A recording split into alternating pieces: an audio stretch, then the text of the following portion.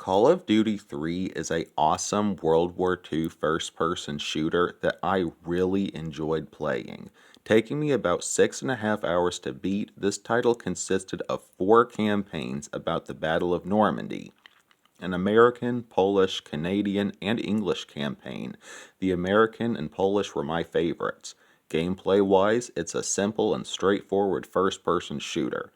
You shoot, reload, and try to not die.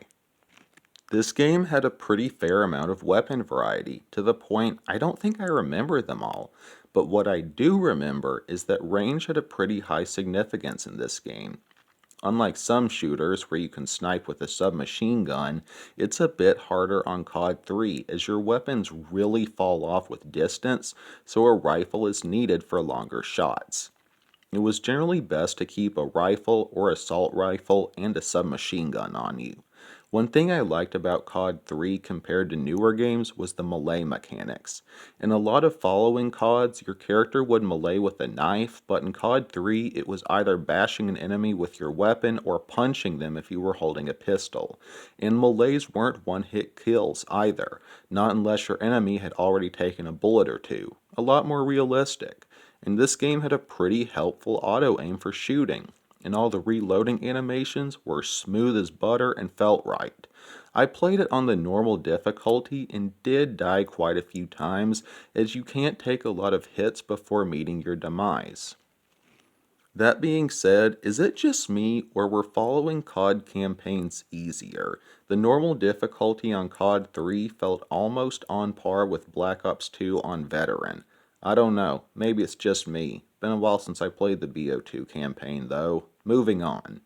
The game had overall a pretty heroic theme to it, unlike the following World War II COD, World at War, although I feel World at War drew at least a little inspiration from the darkest level on the game, the Mace.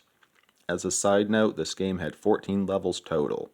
There were several sections where you drove a Jeep, and a couple sections where you were a gunner on said Jeep in the English levels, and there was also a Polish tank level and a brief tank section on the second Polish level.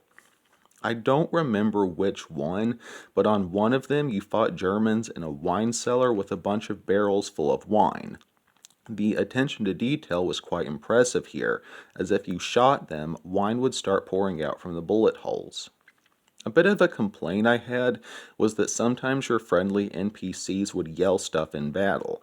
It was sometimes really out of place and repetitive, like you'd hear the same line yelled 5 times in 2 minutes, or someone would randomly yell, "We're pinned down!" after defeating all the enemies in that area.